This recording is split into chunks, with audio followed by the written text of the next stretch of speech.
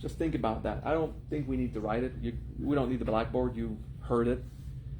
Persecutor, savior, victim. 3 behaviors that are roles. They're not authentic. It is not to be a savior in an ego to help someone. That's be kind. Okay. A savior is you need to provide some assistance, hoping to get recognition for it. Okay. The persecutor, that's when you're angry and destruction of the other person seems to be an option. Okay? For that moment where you can't think straight, let's go, I love, like, I respect all beings, he must die! Okay, it's easy to say that we respect all life and until you get angry. And for a moment, you don't remember that you tried to prove to your friend yesterday that you're a really cool guy, you respect every living being, you don't want to hurt anyone, you're cool. Yeah, till you're angry. Then it's like morality just goes out the basket, right? The same way they say you don't care what people think about you until someone starts to think something about you that is not nice. Then you lose your shit. Okay? So the persecutor is that mask of the ego, that part. The ego is a good thing, it's us. The masks is what caused suffering. Okay? So one mask of the ego is the role of the persecutor, where we're not even conscious anymore of what is good or evil. It's just that stream of this person. If this person ceases to exist, my problem is solved. We have these feelings, right? If that person would just fucking die, I won't have a problem. So killing him seems to be an option. Yeah, of course you won't. You don't have it in you. You're not that immoral. But you're allowing yourself to think in destructive terms, okay? So that's the mask of the persecutor. Okay? Persecutor also will go and abuse and just go impose. These are the bullies, the abusers, okay? All of this fits in persecutor. It's a big thing. Since this seminar is not a seminar of emotional integration, I'm not going to go in depth for hours because I could explain every mask very in depth and show you that you all have it somewhere. In the second drawer from the left, boop, you have it. You just, I'm not a persecutor, I'm cool. Yeah, okay, so let's use life stories to show that you have something like that. Oh yeah, I'm not a persecutor, I'm not a bully, it's just like this guy just has to die, that's it. Okay, sure, get it? It's just a question of learning about this mental construct, learning about the human being. How are we made inside? And then admitting, oh yeah, shit, I do have all of these potentials, all these capacities inside these. It's just, I like to think myself as a moral person, so I won't go cause harm, but I will take it very hard. And during that time, I will be hurt inside. And, that's why we do personal growth, because we're suffering about it. Next role, the Savior.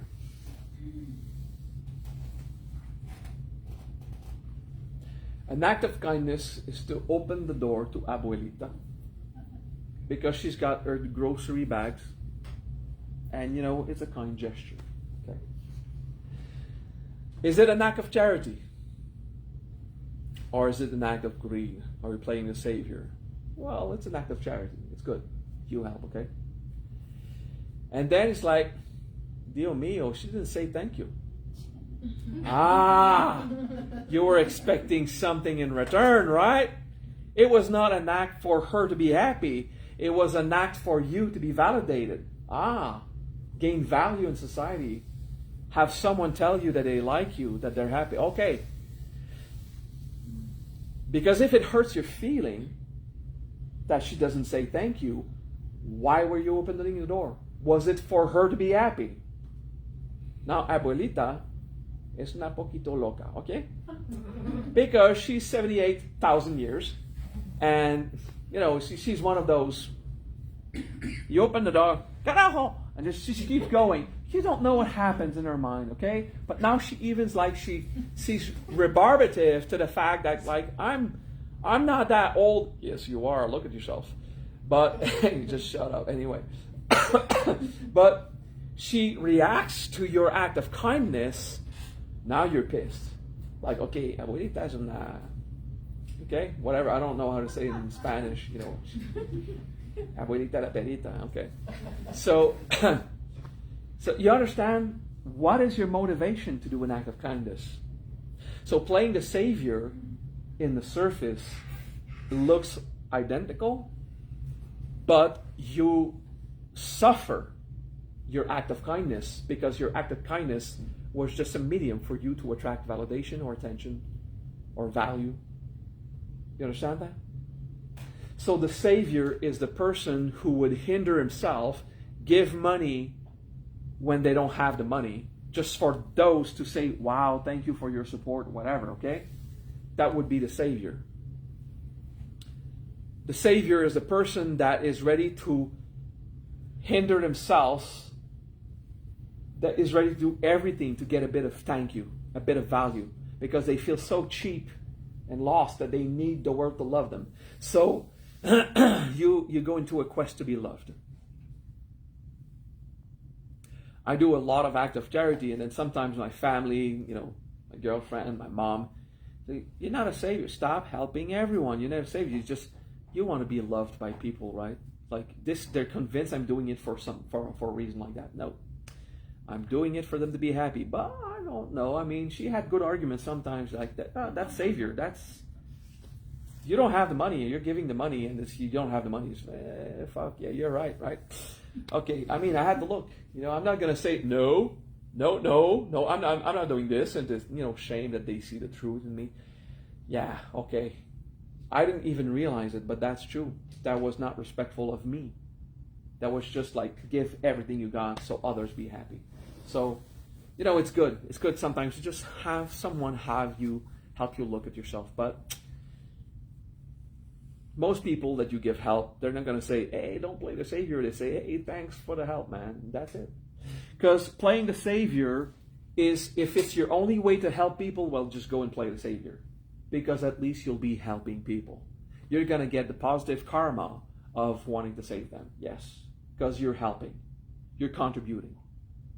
But when you're playing the Savior, you're going to end up empty inside. Because you didn't do it out of charity, but out of greed. Oh my God, you don't like this word. When you want attention, it is greed.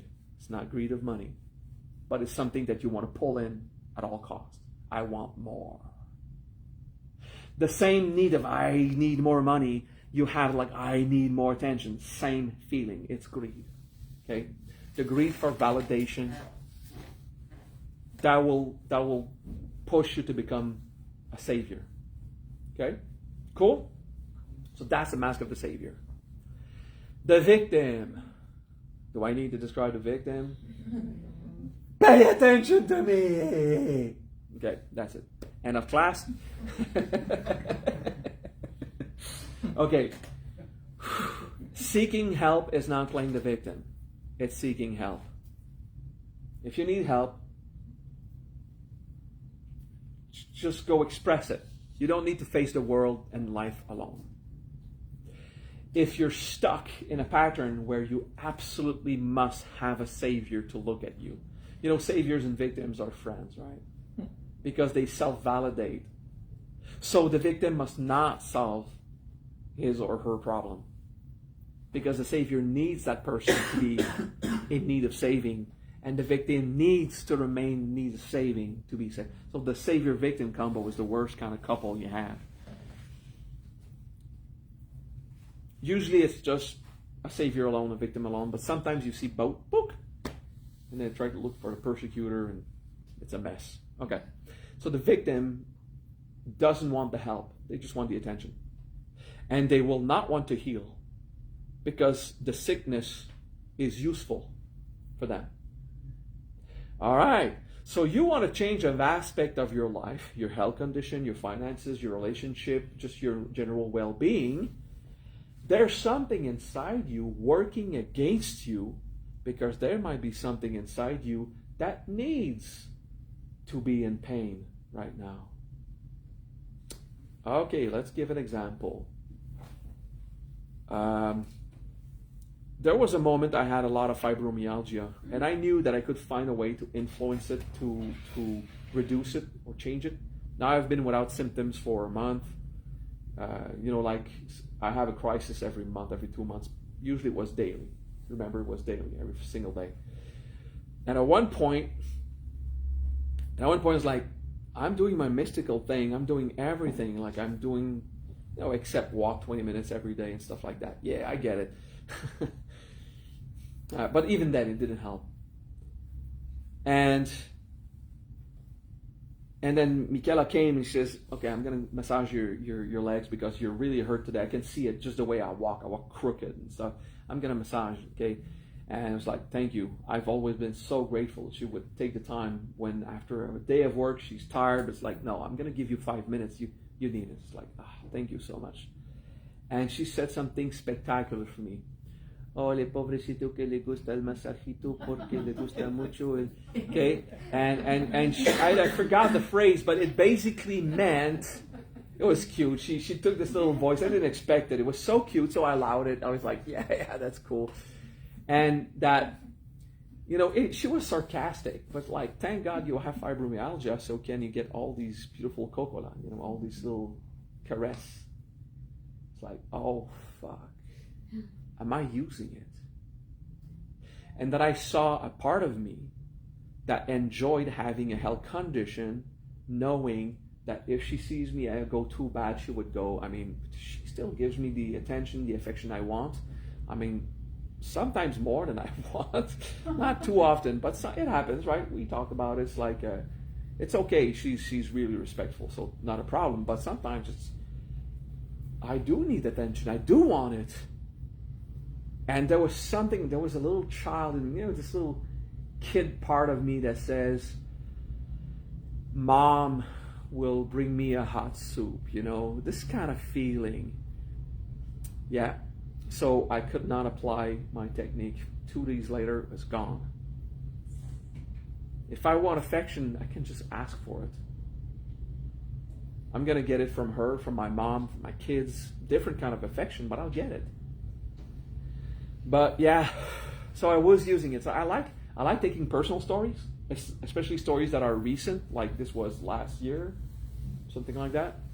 I like to take recent stories because they mean something, they're fresh, and it shows you, look, this guy, after 30-something years, and I can teach you supernatural shit, and I've got so much wisdom, and yeah, I wasn't my ego, which is fine, I'm human, and there was a story. So I like to use my own story when I have one, because it gives you an example.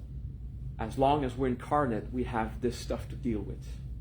There's no savior solution, pray Krishna 100 million times and you're going to go to his heaven and your suffering will end. No, there's no savior. Oh yeah, before Jesus it was Krishna, the savior of the world. Yeah, change the name, sell it again. So there's no savior. There's no savior in God. Okay, no one's going to come and save you ever. So it's important to understand playing the victim is not obvious. When you have a condition, ask yourself, is there a screwed up part, big like that, in my subconscious that enjoys it? Or, not enjoy it, because it's shitty sometimes, that finds it useful? Like, I did play a victim when I was financially in distress. I don't know, that was 30 years ago, but I was financially in distress, and I kind of realized that I felt that like I had not more than my parents. I was 21. I had not more than my parents. So I needed to be saved by society, because when your parents are not there to help you, society is the next best thing, So I was suffering a terrible lifestyle,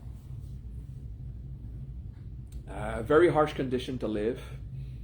It fit with my ascetic part in my sadhu training. So, it's okay. You give everything away and you just keep the minimum, like very hot clothing for Canada. And I did it in Canada, that part.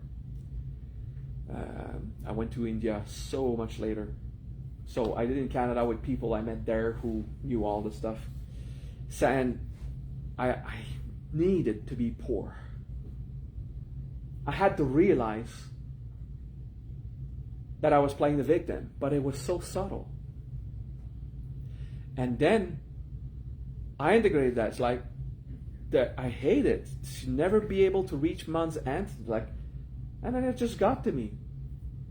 I'm gonna go and apply to that place and get a job. I applied, I got a job. I just had to go work, and then my financial situation 3 weeks after, I was paying my bills, the rent was covered, like I was good. I was back on track.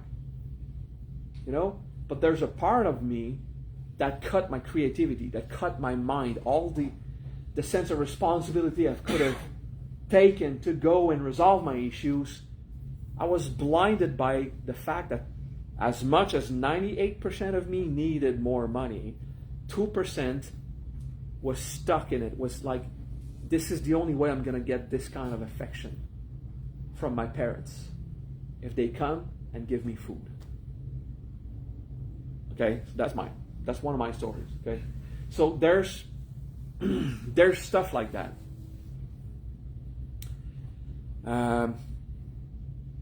Sometimes you try to alter reality with your mind, with your consciousness. You're in there, you're doing the mantra, and it doesn't change because its nature doesn't have what it takes. I mean, right now I can't go to space. If I want to go to space and be an astronaut, it's not going to happen. I don't want to be an astronaut, way too much work. I just want to go to space. And yeah, it's not going to happen. Like, it would be pretty funky for some random reason that I would go to space. Although a few years back I felt, hey, it would be fun to go to space. I think I really want it. Get a call from my friend. He's a developer of trinkets you put in garages. And he says, hey, I need you for graphic arts. Because I did graphic arts before. I still do sometimes. Before, like, more book publishing and spirituality, I was a graphic artist. So, hey, I need you to do graphic arts. I used to do all his graphic arts as posters for everything in his business. So I was just contracted by SpaceX. And they want me to go there and show them my device and try to find a design that adapts to them. So he went there, spent a few days with them, came back and said, okay, next time I'm bringing you with me. So I felt like going to space, bam, there's an input. If these guys meet me, they want to put me in space. I mean, these guys would do what is required because I would just go there and look at their ship and say, did you think about this, that? I don't know engineering, but I know, causality and consciousness, and this is blowing up right now. So just look at it and, how's it feel? And I do that. I mean, I've got decorations from so many different military, police, and whatever for doing that, helping them fight murderers and shit like that. So if I go there, they put me in space. But then I figured, it's a child's dream, but I don't really want to go in space. It's not like one of those deep, I'm going to work on it. Someday you get a call, hey, forget that poster. They're not going to go for the contract. They purchase his product, but they're not going to hire him to make more. They purchase a product, and then they're going to modify it to, it's for spacecraft. They cannot have this other garage thing, So it just changed. And then it was, I'd like to do this and that. I like to fly in a private jet. And someone say, hey, I need your counseling. I'm going to fly you in my private jet. Yeah, but I don't want to go and counsel this guy. So actually, it was wiser for someone else to go. Basically, if the goal was I want to go in a private jet, I manifested it like a few days after. But my goal was for that person to get the best counseling, so someone else went. Someone who could counsel him, okay? But it's like that. My life is like that. Stuff move around, So you can get there, but it has to be a genuine desire. Nature is to be available, but it can be funky how they can come. It can take ways that you could not realize. Yeah, he's laughing because he's done that, right? This is how it works. And you're still not a multimillionaire, and you get a lifestyle or kind of experience that are super awesome. And then sometimes it doesn't work just because nature doesn't have a situation. The practice is not there, The situation is not there to happen. Then you have to physically work to get it. But another time is that something inside you needs that suffering, needs that disability, that conflict, that loss. You understand? Mm-hmm. So there's so many reasons why manifesting can be impossible or hard. You should always ask yourself, is there something in me that gains benefit from that kind of suffering when you have a conflict? Sometimes no, sometimes yes. I remember a moment where I've done a lot of martial arts until my body told me that I have to stop. And I tried supernatural stuff. No.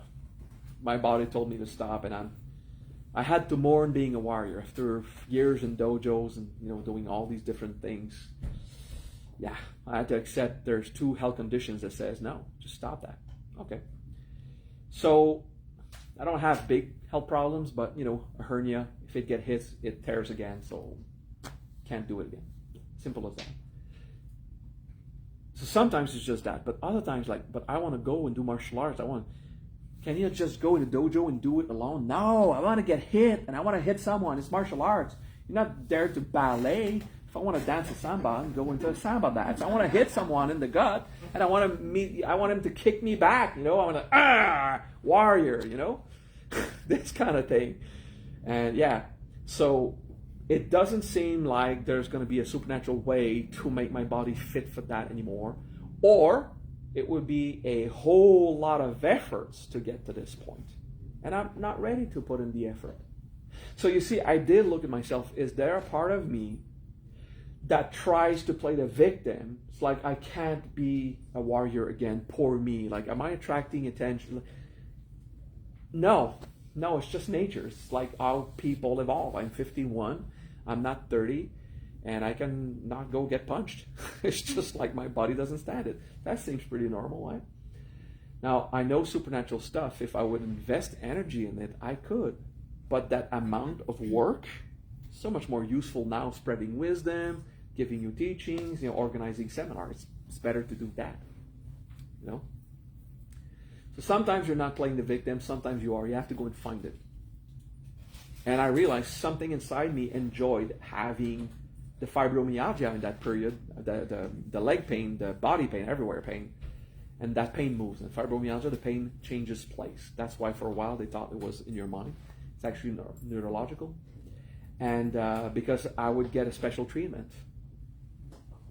I mean, I'm happy that I'm with someone who gave me that special treatment. But playing the victim is not integrity, And having to go with leg pain for days on is not a payment to give for the amount of attention. So yeah, I had to see it, and it was last year. So it happens. We're cool? Persecutor, savior, victim. Good introduction. All right. Next. Power, control, manipulation. All right. Power. You're angry, bang! Power is a direct application of force. Of course, you don't usually give it with your punches because, police, jails, laws. But power is you're going to go and impose something. And when you realize it doesn't work, you try to, the next one is control. It's not one big impact. It's a sustained force, like, do this. So you try to control others. You try to control everything. And when you realize control doesn't work, your manipulation. You're just going to snake your way through it in a mischievous dialogue, okay? So, yeah. So, power, control, manipulation are 3 degrees of application of force. One is unintelligent and brute. Bam! Just like impose it. Second one is control. A lot of sustained force, less in power, but over, like, hold it till they break. Okay? That's control. And manipulation is, I'm going to convince him to go to hell, and he's going to look forward to the trip. Yeah. That's good diplomacy. When you're offering people a trip to hell, and they say, yeah, let's go there. Woo! Okay? So manipulation is trying to get your way without applying force, but applying maximum intelligence, minimum effort. You just go and sneak your way into it. You get that? Okay. So power is easy to see because it comes in waves and it's temporary. But this person of power, you see, bam, like they will start to shout. They'll impose. So We think that someone tries to control the conversation by talking louder and just muting you. That's not control, that's power. They impose their opinion, their force, their way. You want to continue a conversation with that person, don't raise your voice, lower your voice. Yeah, you think that is okay. This is not what I mean. It's okay. If you lower the voice, you're showing that you're in charge and that they're losing their shit, you know? So keep the tone, lower your voice, slow down, and then sometimes you're silent, you let them talk, and you look at them like, doesn't work, right? Okay, so step back. Don't do the power challenge, because it's just going to go who can impact the most the other. That's usually your crisis when people are angry, but no, it's you, no, it's you. Okay, that's power. Control is a tone back where you try to remain right. So someone talks, you use their own words. There's manipulation in there, but the goal is to stay in control, like the conversation is going where I want. Okay, so it could seem like manipulation because you're trying to direct, it's control. And manipulation is more skillful. You step back and you find other more skillful ways to convince them that hell is a beautiful place to go. Okay, so then you'll have to realize this yourself. You'll have to look at it. There are examples, but in manipulation is harder. Can anyone here give me an example of manipulation? Sometimes they look like control. It's manipulation. I mean, all of them it's subtle. It's the tools of the ego, right? Manipulation is when you tell something to someone about a third party. And then the third party start to make different choices in life. And then you go to the first person and they have more time for you. Do you understand that? Controlling markets. That's not controlling markets, that's manipulating markets. Okay? Someone buys a whole lot of product and keeps it in storage and releases rarely at a high price. So it keeps the prices high. But the stuff is there. It would be cheap. But it's artificially kept at a high price. Okay, some markets do that. Diamonds, for example, that's one. But there are many. The housing market is manipulation to the max. Anyway, so you see power, control, manipulation, persecutor, savior, victim.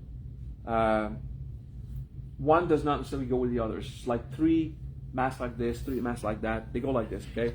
Remember when we talk about pride, shame, and fear? Denials. The basic emotions, abandonment, rejection, and guilt. Okay, we have those. You don't have to take notes. I'm just throwing this stuff out there. After that is the roles that we give ourselves. So persecutor, savior, and victim. And the tools we use: power, control, manipulation. Okay, so I'm just giving you an introduction. If you take the time and if it's pleasant for you, you can just learn in deep 3 of these masks, just 3, and then you get better, and that's enough for you. Usually the first 6, the denials and emotion, it resolves a lot of pressure, a lot of problems. Now, if you're curious, you can go deeper. You don't have to, but you can. So there are classes of specifically emotional integration that other masters give in our tradition. Sometimes I'll talk about it, but there's so many good teachers. I mean, just learn with Jose Luis, Veronica, who here, Luciana. I mean, I don't know the teachers here. There's just a bunch who know what I'm talking about. And learning about the components of the human ego allows you to understand, I can't make my life better because I was depending on that conflict to feel right, or I needed it. A bit like I said, there's people I could have sued for what they did to me. I'm going to put the same energy and do more products against Sal. I'm going to get more money and from selling the products and not have all the stress. It's just a question of, what do you really want when you're stuck in a fight? What do you get out of it? Maybe there's a benefit.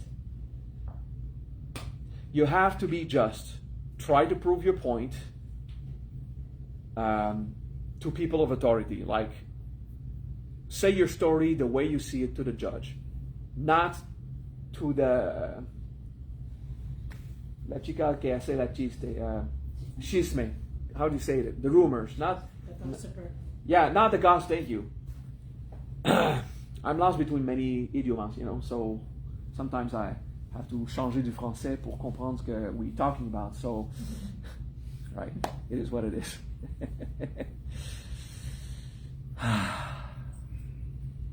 And now someone who speaks all these languages says he actually said something that doesn't make sense. You know that, right? Okay, we're good? We're happy with this? Small talk. We hit a mantra. We did a little mantra. We're just doing small talk to help us land this Monday. That was the seminar on altering reality. I wanted to finish on what prevents us from altering reality. Sometimes it's nature. Sometimes it's life. Oh, that's another cool thing. When something happens in your life and you ask, like, what's wrong? What did I do wrong? Why do I have that karma? First thing, like, I'm responsible. I'm guilty of that. Okay, this is the more you do New Age stuff, the more you go into it happens to me because, like, what am I missing in my ego? Sometimes it's dharma. You're looking for a lesson. Sometimes it's karma. It's the result of your own creation. Sometimes it's prakti. I don't know who said that, but sometimes a cigar is just a cigar. You've heard that, sometimes. Sometimes a thing happened because it's life. It happened. Okay? So chastising yourself with a whip like, oh my God, I'm still not a good human because I still got so much ego because this stuff is happening. This stuff is happening because we're in a jungle. So it's wise to look at yourself and see, hey, did I manifest that supernaturally somehow or just karmically or just, you talk shit in the back of someone, he's going to get mad and get people against you and it's an old mess because, yeah, you kind of started the ball. If it's you, it's you. That's karma. It's just a consequence of your words and actions. And sometimes it's just, okay, it's like that. People are animal. People are human and we use these stories to grow. That's what we do. We just, okay, what can I do with the cards I'm given my life now to make my life better? How do I handle this? And it is what it is. Cool? Good. So don't be so hard on yourself with the karma. It's not the Christian sin. You're going to hell because, you suck a dick. No. Whatever reason. I mean, Jesus gave a teaching about sexuality. Eh? Oh, there's a whore, bring her to me. In the sense that he had no judgment. Okay? Oh, there's this girl who's sleeping with another man than her husband. Hey, whoa. Don't hurt her. She did nothing wrong. Okay? Made the first sinner throw the first stone. I mean, in that time, it's not how he said it, but it's how it got translated. It pretty means, like, if you are completely flawless, you can punish her. But are you flawless? Like, who dares go and punish? But Jesus understood something, and it doesn't transpire a lot through the books because it's still so stuck and translated and exposed by religion. But basically, this woman went to sleep with the man she was in love to, not the man she was sold to for a few camels. So do you understand? In our society, we would have protected the rights of that woman. Do you understand? But in that time, she was a whore. She was a what? She was unloyal. But, she loves a guy. She wants to go hang out. It's life. So you see, the culture, the beliefs, it all taints all of that. But basically, the main teaching of Jesus is, if you're gay, if you're having sex with the person you love, if you're, she's a whore. I mean, she's doing a social service. I mean, she's like, that's it. It's like, no judgment. It doesn't matter. It doesn't matter. Just stop that. Just chill and pray with God. Let's hang out. Okay? So, forgiveness was strong because first, before forgiving something, maybe your conception is flawed. Maybe there's nothing to forgive. You know, like in our point of view, if a woman is with her lover because she was sold to a rich merchant and whatever, I mean, everyone here would agree you can't sell a human being, and she should be able to be with the person she wants to. That's how it is. We would fully agree. But in a system where you are taught that it is wrong, then you have to forgive her.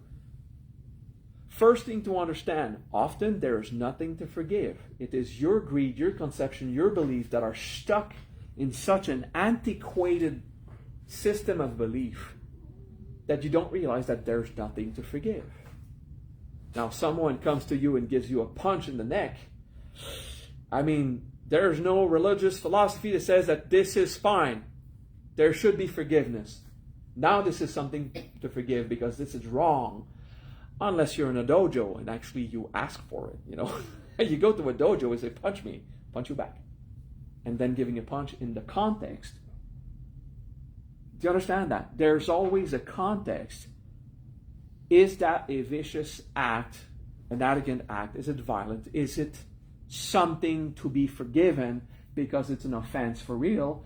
Or do I interpret it as an offense because of my judgment towards nature? It's pretty hard. The line is not a line, it's a gray zone. It's not a thin line. The line is so wide that it's a gray zone. Okay? Basically, the trick that I found about that, is it an offense to forgive, or I'm just so stuck in my principles? When someone does an act that obviously creates more suffering and removes happiness, that's a lack of respect, a lack of compassion. That's an offense. If you want to know if an offense is really an offense, does it affect the others? Well, that woman who slept with this guy, she hurt her husband. No, the husband bought her. And now in our society, we understand that this is not humane. Like, nature doesn't do that. Primates and wolves would not do that. It's like, this is not natural. Buying and selling humans for camels, okay? And, it doesn't hurt the business guy. The business guy was already in that relationship based on a problem. It was his responsibility of being stuck in this greed of having purchased a young woman. Do you understand that? It's like, it can get complicated. Step back. Who's really responsible of that suffering? And once you philosophize a bit, once you do emotional integration and understand yourself, you'll understand others. It will be easier to understand what is really an offense and what is just nature flowing. Like this drunk guy in his basement, not killing anyone on the road, not hurting anyone. Just, he's drunk, it's not good for him, but he's in his basement. Sorry, mom, but it doesn't concern the mom. As hard as that. The mom that is heartbroken because her son is always drunk. It's hard, I get it. But he's not hurting anyone. He is responsible for his own curse. And if we could help him, we would, of course. But it's not an offense. It's not an offense to forgive. Do you understand? You don't need to forgive someone who ruins his own life, affects no one else. He's not offending anyone. He's just ruining it. It's his own responsibility. You get that? It's like gay people. And there was all this stuff about like you have to forgive the gay. No! I will be the first one to say it. I will never forgive a person for being gay. Ever. There's nothing to forgive. Like, if I'm not going to go and sleep with someone, my sexual orientation doesn't concern him. Okay? So there's no forgiveness to give in many events like this. It is our flawed perception and conception that thinks that there's an offense in the first place. That is what anuja means. Go and understand it, and then the offense disappears. Anuja is that. That's the supernatural power of forgiveness. And then you free yourself from that reality. So if there's something to forgive, sometimes they're really an offense that has to be forgiven. But that forgiveness will be given also by understanding the other's an animal, and this is nature. Okay, it's not fun, but it is. But many times there's no offense. There's nothing wrong. A guy is arrested and fined because he was walking naked in the shopping center. I will follow the law, of course. But there's no natural law that says that you need to put clothing. That's human laws. It is not an offense to be naked in public. But because it does disturb others, we have to resolve it. Yeah. Because it does disturb the peace, we must have a police force that takes care of these situations. Of course, do you understand? It's not a natural offense. It's not a capital offense towards God going to go to hell. No. It's a problem. We have to resolve it. But that's because of our social standard. Go anywhere else and, go on a nude beach and everyone's naked and who gives a shit, right? There's a context where going naked in that area is not a problem. Because it's life. It's like, do you understand? It's always contextual. It's like, what? Someone could just go naked in a shopping center and it's not wrong? No, it's not. But because it disturbs the peace, we should resolve it. Yes, do you understand? We have to deal with the system we have. But if you go to a place where people are always naked, then yeah, it's still not my thing. Yeah, I don't go to naked place. I don't care about that. The time I would spend on a naked beach, I would not be playing video games. So, what's the point? Find your priorities, right?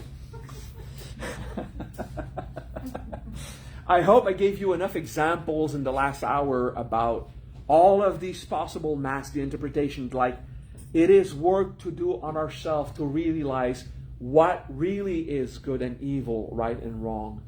How much weight we have inside us based on the flaws of our understanding, our beliefs, our culture. It's going to be some work.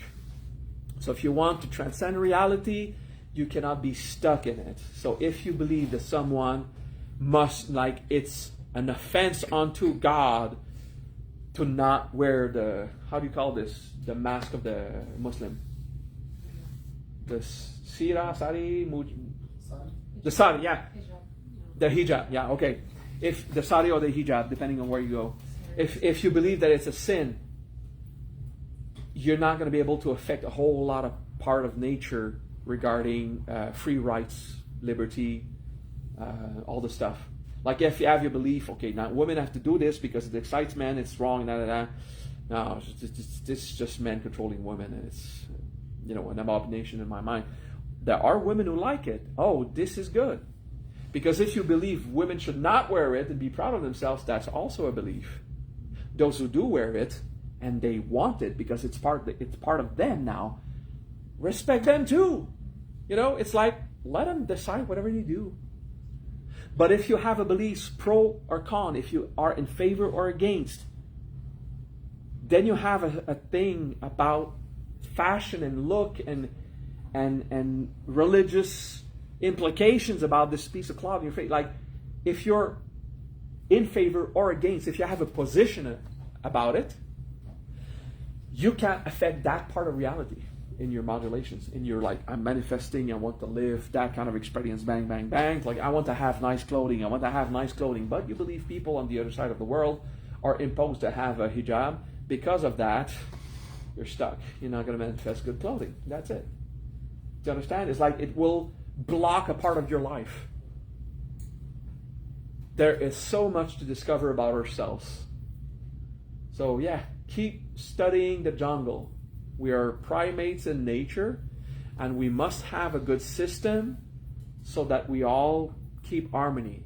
Drive according to the laws of the street because we want to save lives. It's not because someone's imposing their will and the police try to control you. No, it's to save lives. That you drive on that side of the street, that you respect the speed limit. It's good. That's compassion. Following the speed limit is compassionate. Imagine that. Yeah. Imagine if there were no tickets given for speeding. Yeah, that one idiot would just eventually kill your best friend. You know it. Okay? So, yeah, we need those. Okay? It's always a balance. Like what we really need as a society that's completely unnatural but saves our lives so we can do integration and process it. All right. Peace. That was a seminar on altering reality. Tomorrow we have a day of charla, a day to talk, to have fun. Right? Just little subjects. We're going to cover little random philosophical subjects. Peace.